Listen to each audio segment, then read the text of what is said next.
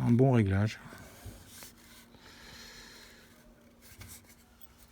Théorie de l'assemblage à mi-voix, explication de cette technique.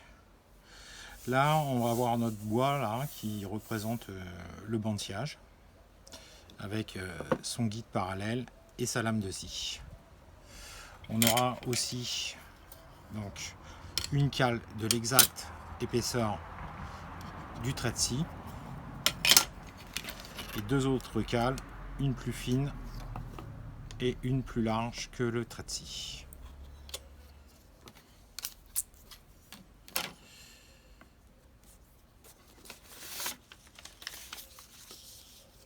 On va représenter mon bois numéro 1 comme ceci, le bois numéro 2 comme ceci. On va faire un assemblage là,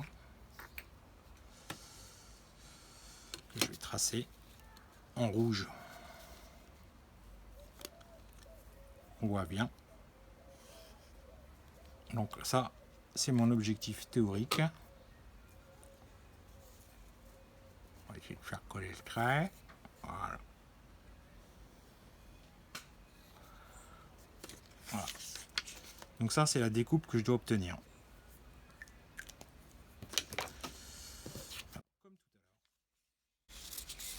On présente notre bois.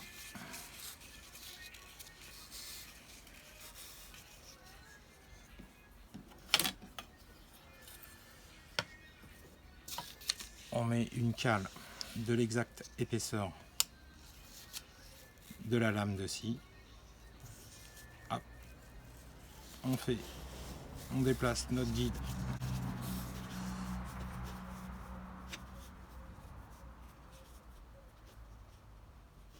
voilà. On va y arriver.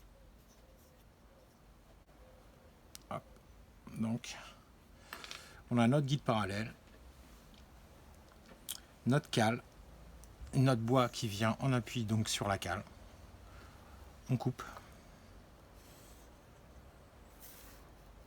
Donc notre premier trait de scie va avoir retiré cette matière là. Là donc je retire ma cale et maintenant je mets mon bois en appui sur le guide parallèle et je viens le faire toucher. On s'aperçoit que là mon trait de scie va coller sur le trait théorique. Il restera en fait cette petite partie à nettoyer au ciseau à bois. Donc ça, c'est le deuxième trait de scie. Il nous faudra faire sauter cette petite partie là au ciseau à bois. On va faire la même manipulation, mais ce coup-ci en utilisant une cale plus fine que le trait de scie. Donc je prends mon bois numéro 1, je trace mon objectif.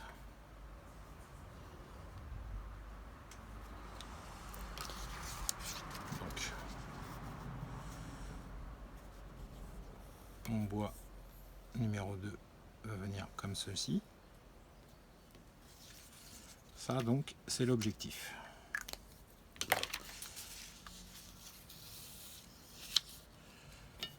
Je mets ma cale plus fine.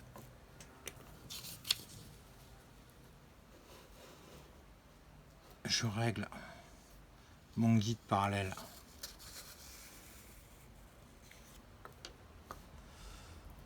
pour que le bois vienne en appui dessus. Je fais mon premier trait de scie.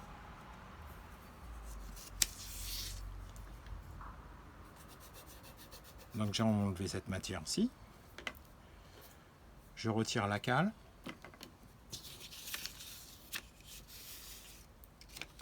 Je mets mon bois numéro 2 en appui sur le guide parallèle. Mince, ça a bougé.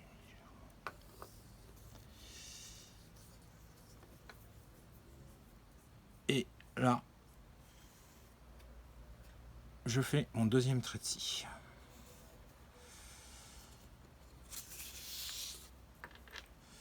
Mon deuxième trait de scie est donc venu déborder au-delà de l'objectif, ce qui veut dire que mon assemblage va bouger, il sera lâche, mais on pourra mettre le bois dedans. Maintenant, on va observer ce qui se passe quand on prend une cale plus épaisse que le trait de scie. Donc là, ma cale est plus épaisse que le trait de scie. Toujours pareil. Mon bois.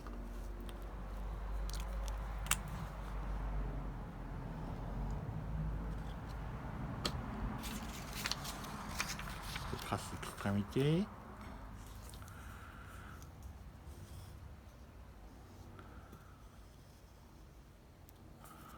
Je trace la deuxième extrémité. Donc ça, c'est mon objectif. Je mets mon bois.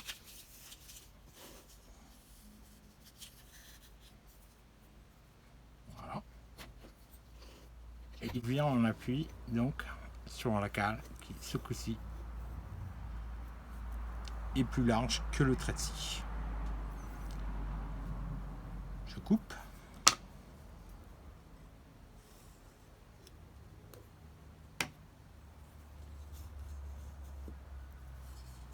Donc, mon premier trait de scie est ici.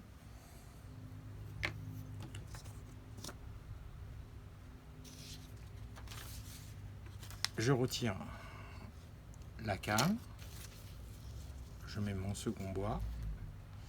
Je viens me mettre en appui sur ce second bois.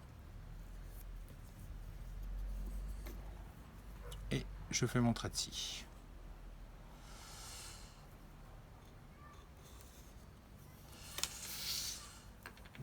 Mon second trait de scie est ici. Qu'est-ce qu'on observe? On observe qu'en théorie, on devait aller jusqu'à là. Donc ce coup-ci, je ne pourrais pas incruster mon bois. La rainure n'est pas assez large. Donc, si on utilise une cale trop large, on n'arrivera pas à rentrer nos bois l'un dans l'autre.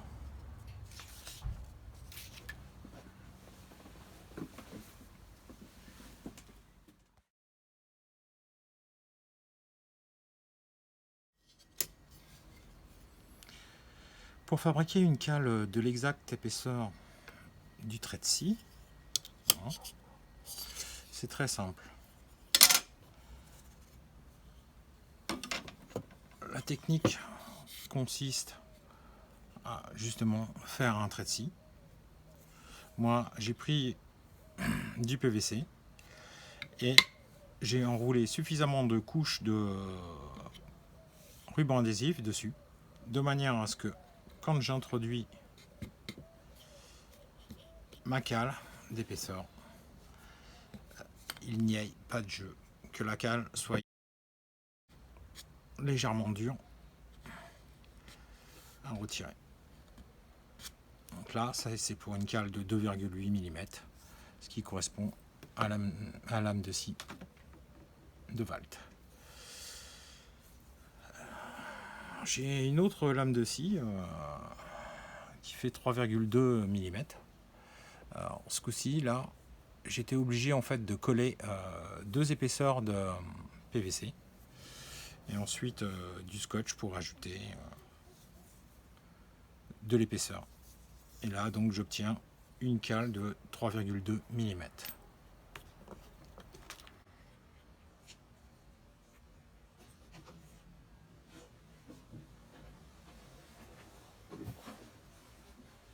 Abonnez-vous à la chaîne de Papa Bricolo.